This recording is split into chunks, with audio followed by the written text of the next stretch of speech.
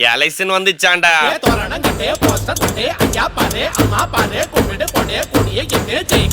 இந்த சட்டமன்ற உறுப்பினருக்கு நானே தகுதியில் நான் என்ன ஏத்துக்கிறேன்.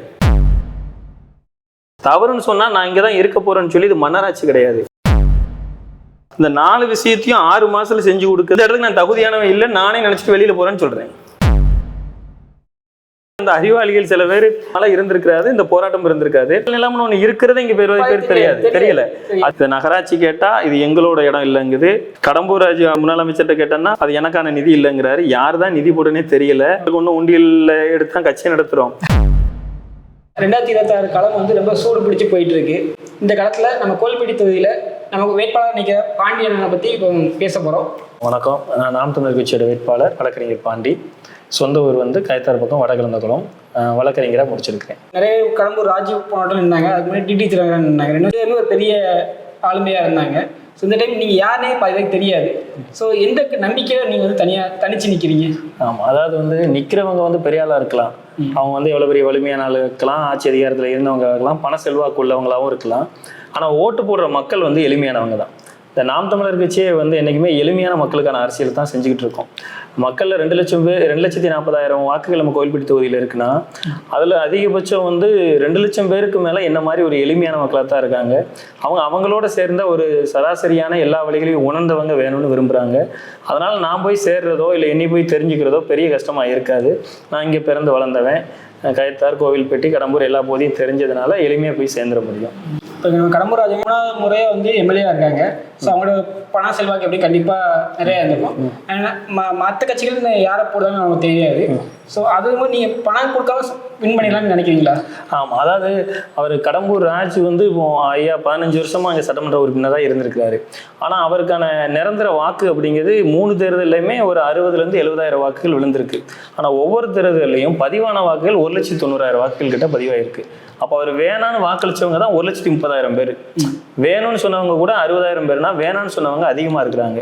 அது போக அவருக்கு நிரந்தர வாக்குன்னு சொல்ல முடியாது. இப்போ கடந்த 2024 பார்லிமெண்ட் தேர்தலில் நம்ம கோவில்பட்டி தொகுதி மட்டும் தனியான வாக்குகள் எடுத்தோம்னா அதிமுக வாங்கினது வெறும் 27,000 வாக்கு தான்.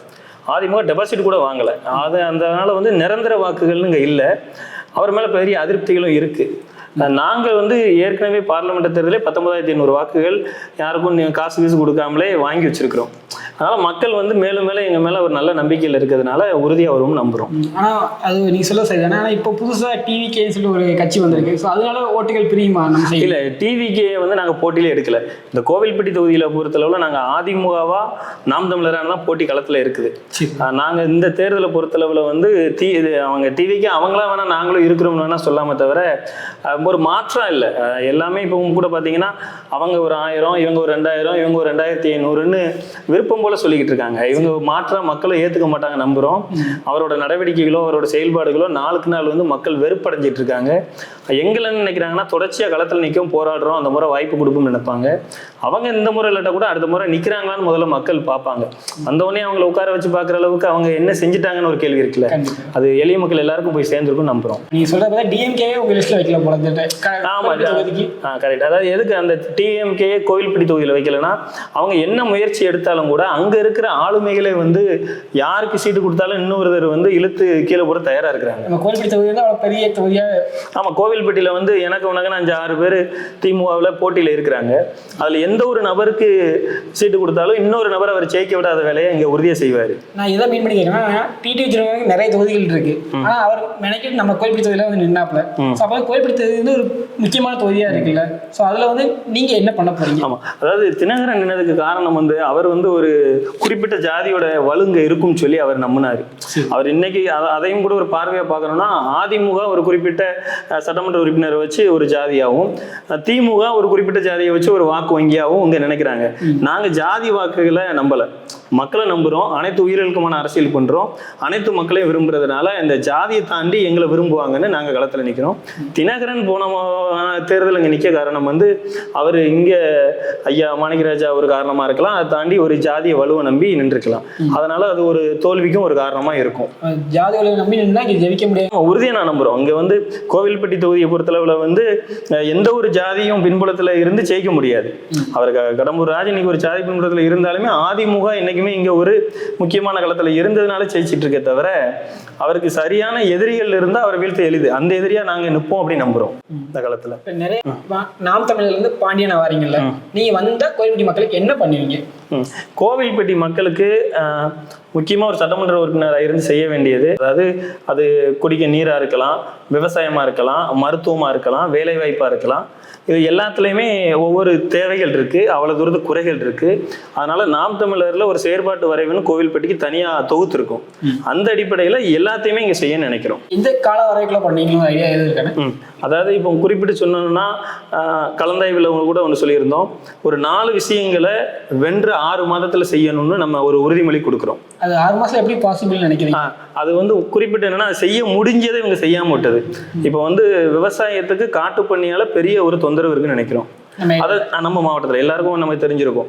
விவசாயத்தில் பெரிய விவசாயத்துக்கு பாதிப்பு இன்னைக்கு காட்டு பண்ணி தொந்தரவு.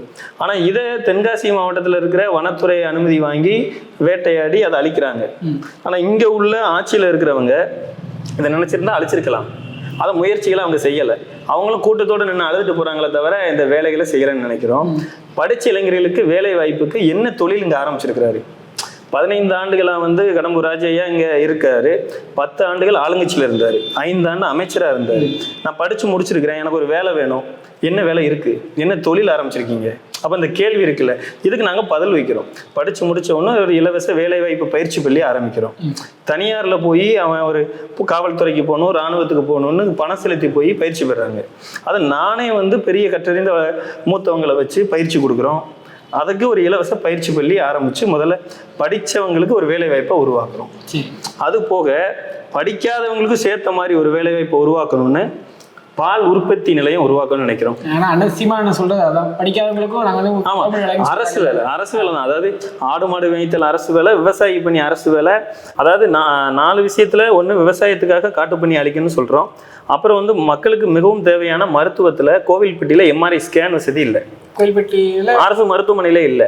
அப்போ மருத்துவமனையில ஸ்கேன் இல்லாத போது என்ன ஆகுதுன்னா, ஒரு சின்ன அடிபட்டுருச்சுன்னா கூட தனியார் மருத்துவமனையில போய் அதை எடுக்கணும் 8000 - 10,000 வரை வாங்குறாங்க. இதை இவங்க ஏற்கனவே நினைச்சிருந்த நம்ம தொகுதியிலேயே இருக்கிற சட்டமன்ற உறுப்பினரோ அல்லது நம்ம மாவட்டத்தை சேர்ந்த அமைச்சரோ அல்லது கனிமொழி அம்மா முக்கியமான ஆள் நம்ம தொகுதியில் 7 வருஷமா எம்பியா இருக்காங்க, யாருன்னா செஞ்சிருக்க முடியும். கட்டடங்கள் கூட கட்டுறாங்க, அது தேவைதான். ஆனா இந்த எம்ஆர்ஐ ஸ்கேன் வசதி ஏன் செஞ்சு கொடுக்கலங்க கேள்வி இருக்கு. இல்லாம அதுவும் எம்ஆர்ஐ ஸ்கேனுக்கு ஒரு நாளைக்கு 8000 - 10,000 போது ஒரு நாளைக்கு 20-30 பேர் வெறும் 3 தனியார் மருத்துவமனை கோவில்பட்டியில். அந்த தனியார் மருத்துவமனைக்கு தான் அவ்வளவு பெரிய பொருளாதாரம் போகுது, அவ்வளவு பேரும் போய் வரிசையில் நிற்கிறோம். அப்ப இதை அரசு செய்ய முடியும். இதை ஆனா செய்யணுங்க நோக்கம் இல்லை. அதை நம்ம என்ன கருத்துல நினைக்கிறோம்னா, அந்த 3 தனியார் நிறுவனமும் இப்பத்துல இருக்கிற சட்டமன்ற உறுப்பினருக்கு வேண்டிய ஆளா இருக்காங்க. அவங்களோட வருமானம் பாதிக்கக்கூடாதுன்னு நினைக்கிறாங்க. அவங்ககிட்ட இருந்து போதிய கமிஷன் வருது. அதனால இதை நம்ம அரசு மருத்துவமனையில உட்கார வச்சிட்டோம்னா ஒரு நாளைக்கு 2 லட்ச ரூபா வரை தனியாருக்கு போக வேண்டியது அரசுக்கு போயிடும். அப்போ அவங்களுக்கான வருமானம் பாதிக்கும், நமக்கு வர வேண்டிய கமிஷன் நிற்கும். இதனால அரசுக்கு அதை வைக்கக்கூடாதுன்னு நினைக்கிறாருன்னு உட்கருத்தை நம்ம நினைக்கிறோம். வீரவஞ்சி நகர் மலைப்பகுதி மக்கள் அங்கே என்ன விஷயம் நடக்குதுன்னா, கதிரேசன் கோவில் மலைக்கு மேற்கு புறம் இருக்கிற இடத்துல 27 ஏக்கர் மேய்ச்சல் நிலம். அது கால்நடைகள் மேய்ச்சலுக்காக பயன்படுத்தக்கூடிய நிலத்தை நிலை வகைப்பாட இவர் கடம்பூர் ராஜ் அவர்கள் மாற்றி அதை கட்டுமான பொதுப்பணிக்காக கொண்டு வந்துடுறாரு. ஆனா அதே வடக்கு புறம் இருக்கிற வீரவஞ்சி நகர் மலைப்பகுதி மக்கள் 50 ஆண்டா இருக்கிறாங்க. அவன் என்ன செய்யறாங்க, வீட்டுக்கு சொத்து வரி கட்டுறாங்க, குடிநீர் கட்டணம் கட்டுறாங்க, குப்பை வரி கட்டுறாங்க. அதே மலைப்பகுதியில அரசு நிதி ஒதுக்கி பள்ளிக்கூடம் கட்டியிருக்கு, டேங்க் நீர் தொட்டி கட்டியிருக்கு, எல்லாம் கரண்ட் பில்லு கொடுத்து கரண்ட் இவங்க கட்டுறாங்க, வரி கட்டுறாங்க. எல்லாம் கட்டியும் கூட பட்டா கொடுக்கல. தொடர் போராட்டம் பண்ணிடுறாங்க, தொடர் ஆர்ப்பாட்டம் பண்ணாங்க, எத்தனையோ முயற்சிகள் செஞ்சாங்க. ஆனா இது வேற பட்டா வரல. 50 வருஷம் சொல்றீங்க, அப்ப நிறைய டிஎம்கேவும் இருக்கு, ஏடிஎம்கேவும் இருக்கு. கண்டிப்பா இருக்கு. இங்க கம்யூனிஸ்டாவும் இருந்திருக்கு. கம்யூனிஸ்ட் தான் இங்க முதல்ல அழகியா அழகர்சாமி இருந்து எவ்வளவு செஞ்செல்லாம் கொடுத்துருக்காரு. ஆனா அப்ப மக்கள் குடியிருப்பை மட்டும்தான் நம்மளாங்க தவிர பட்டாங்கிற விஷயத்த அளவுக்கு அவங்க முயற்சி விழிப்புணர்வா இருந்தாங்களான்னு தெரியல. இந்த பட்டாங்கிற விஷயம் இப்ப 15 வருஷமா இருக்கு. இப்போ குறிப்பிட்டு நான் சொல்லணும்னா, போன முறை ஆளுங்கட்சியில இருந்த அமைச்சர் நினைச்சிருந்தா செஞ்சு கொடுத்துருக்கலாம். அப்ப அதுல என்ன சொல்றாருன்னா, அது மலைப்புறம்போக்குன்னு தான் வகைப்படல இருக்கு. இப்போ வேற அந்த மலைப்புறம்போக்குன்னு இருக்கு. ஆனால் 1983 ஒரு வழக்குல அந்த வழக்குல ஒரு இந்த அறநிலைத்துறையில சேர்த்துருக்கோம். அதனால இப்போ உள்ள வகைப்பாடு இது இந்த அறநிலைத்துறைக்கு இருக்குன்னு ஒன்று சொல்கிறாங்களே தவிர பூர்வீக அடிப்படையில் நில வகைப்பாடு வந்து மலைப்புறம் போக்கு. அதை வந்து நம்ம நீதிமன்றம் மூலமோ இல்லை மாவட்ட ஆட்சியர் நினைச்சாலோ அது மலைப்புறம் போக்குதான்னு சொல்லி அந்த உத்தரவாதத்தின் அடிப்படையில் பட்டா கொடுத்துட முடியும். உறுதியாக 6 மாத காலத்துக்குள்ள ஏதோ அது தொடர் உண்ணாவிரத போராட்டமாக எடுக்கலாம், இல்லை வழக்கு மாவட்ட ஆட்சியர் சந்திக்கலாம், நீதிமன்றம் தேடலாம். என்னோட முழுமையான ஈடுபாட்டில் அதை 6 மாதத்தில் வாங்கி கொடுக்க முடியும் நம்புகிறேன். அப்படி கூட வாங்கி கொடுத்து மக்களோட நின்று அவங்களோட தேவையை நிறைவேற்ற முடியலன்னா இந்த பதவியில் நம்ம ஏன் இருக்கணுங்கிற கேள்வி எனக்குள்ளே இருக்குது. இவங்க அதை ஆட்சியில் இருக்கிறவங்க நினைச்சால் அது செய்ய முடியும். நம்ம அந்த ஆட்சியில் உட்காரும் போது உங்களை செஞ்சு கொடுத்துறோம். இதில் உறுதியாக வந்து முன்ன பின்ன போகிறதுக்கான வழி இல்லை. அப்படி நான் செஞ்சு கொடுக்க முடியலன்னா இந்த இடத்துக்கு நான் தகுதியானவன் இல்லை, நானே நினச்சிட்டு வெளியில் போகிறேன்னு சொல்கிறேன். செஞ்சு பட்டா வாங்கி கொடுத்துட்றேன், 6 மாதத்தில் செஞ்சு கொடுத்துட்றேன். அப்படி இல்லைன்னா அந்த சட்டமன்ற உறுப்பினர் இருக்க நானே தகுதி இல்லைன்னு நான் என்னை ஏற்றுக்கிறேன். இதை நான் இப்போ உங்கள்கிட்ட இன்னொரு கேள்வியும் கேட்குறேன். நான் வந்து இன்னைக்கு இந்த இடத்துல இருந்து இதெல்லாம் தெரிஞ்சு சொல்கிறேன். இதை தெரிஞ்சு வேலைவாய்ப்பை உருவாக்குறோம், அதுக்கான இலவச பயிற்சி பள்ளி, காட்டு பண்ணி அழிக்கிறது, எம்ஆர்ஐ ஸ்கேனு, இன்னைக்கு அடுத்த வீரவஞ்சி நகர் மலைப்பகுதி பட்டா, இந்த 4 விஷயத்தையும் 6 மாதத்துல செஞ்சு கொடுக்கறதுல ஒரு சட்டமன்ற உறுப்பினர் வந்து செய்ய முடியும். ரிசைன் பண்ண முடியும். எதுக்குன்னு கேட்டிங்கன்னா, நான் மக்களுக்கு செய்யணும்னு வாரோம். கவர்மெண்ட்ல இருந்து கொடுக்குற மாச சம்பளம் சட்டமன்ற உறுப்பினருக்கு 1,05,000 ரூபா. இந்த 1,05,000 ரூபா சம்பளத்தை வாங்கி தான் நம்ம வாழணும், இல்லை என்னோட வாழ்வாதாரத்தை நான் கொண்டு போக முடியும். அப்போ நான் எதுக்கு இந்த இடத்துக்கு வரேன்னா, எங்கள் சீமான சொன்ன மாதிரி மக்களுக்கு ஏதாவது ஒரு வகையில் பயன்படணும். இதை வந்து நான் பதவின்னு சொல்லாமல் சட்டமன்ற உறுப்பினரை பொறுப்பாக எடுத்து நான் செய்ய நினைக்கிறேன்.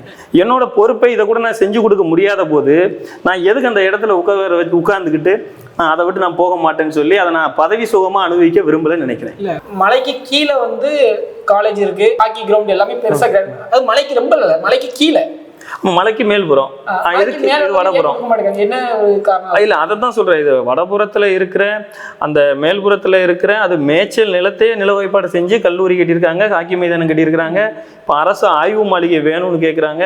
ஒரு விஷயம் இதில் உள்கருத்தா என்னன்னா, அந்த மலைப்பகுதிக்கு கீழே மலை இடமோ அல்லது வந்து மேய்ச்சல் நிலமோ ஏன் அந்த காலத்துல வச்சிருப்பாங்கன்னு நினைச்சோம்னா, இவன் ஏதோ ஒரு வெடிக்கு பயன்படுத்தி அந்த வெடி மூலம் மலையை பூரா கரைச்சிருவாங்க.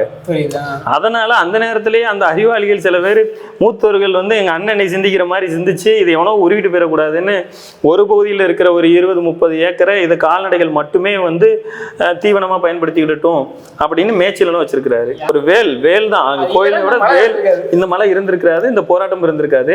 நம்ம என்ன சொல்றது, மக்கள் வீடு கட்டி முடிச்சிட்டாங்க, மக்கள் வீடு கட்டி குடியேறி அவங்களால எந்த பாதிப்பும் மலைக்கு இல்லை. ஆனா நீங்க அரசுக்கு எடுத்துதான் அதை என்ன செய்ய போறீங்களே தெரியல. இப்போதுக்கு கல்லூரி கட்டியிருக்கீங்க, ஹாக்கி மைதானம் கட்டியிருக்கீங்க, இதெல்லாம் வரவேற்க வேண்டிய விஷயம், இருந்துட்டு போட்டோம். ஆனா இதை எங்களை வெளியேற்றிட்டு நாங்க இல்லை அப்படின்னா நீங்க அந்த இடத்த தனியாருக்கு கோரிக்கை விட்டுருப்பீங்க. கோரி மூலம் பல இடங்களை சுரண்டி கனிமூலத்தெல்லாம் எடுத்து மலையை காலி பண்ணியிருப்பாங்க. அந்த கோயில் இருக்கிறதுனால கண்டு ஒருவேளை விட்டு வச்சிருக்கலாம். இதான் நடந்திருக்கும். இன்னொரு டவுட் என்னன்னா, அந்த இடத்தை சுற்றி இவ்வளோ இது வரணும். ஏன்னா கோயில்பட்டியில் நிறைய இடங்கள் இருக்கு, அண்ட் கோயில்பட்டி சுற்றி நிறைய கிராமங்கள்ல நிறைய இடங்கள் இருக்கு. ஏன் குறிப்பா அந்த இடத்துல மட்டும் காலேஜ், ஹாக்கி கிரவுண்ட் அந்த மாதிரி விஷயம்? இது